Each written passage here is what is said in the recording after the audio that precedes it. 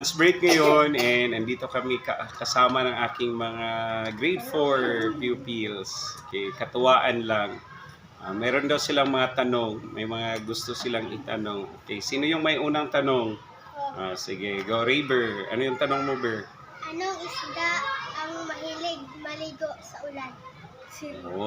Anong isda daw ang mahilig maligo sa ulan? Alam mo? Siri. Hindi. Sa'yo. Mag-isip kayo. Ano yung isda na Siri. sige. Ano daw yung isda na mahilig sa ulan? Ano ba, Rayber? Hito. Ha? Hito? Paano naging hito? Siri. Sino paano naging mahilig maligo sa ulan ang hito, Rayber? Go. Sir, ako sir. Sige na, go na. Kabalo ni si sir. Hito. Hito. Hito ako. Basa sa ulan.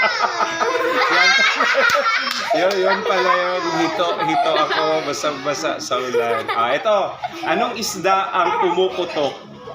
Anong isda ang pumuputok? Go. Ano po? Pumuputok. Anong isda ang pumuputok? Ano po? Siri?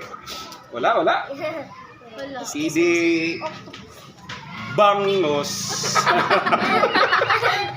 Bangos. Yan. Bango.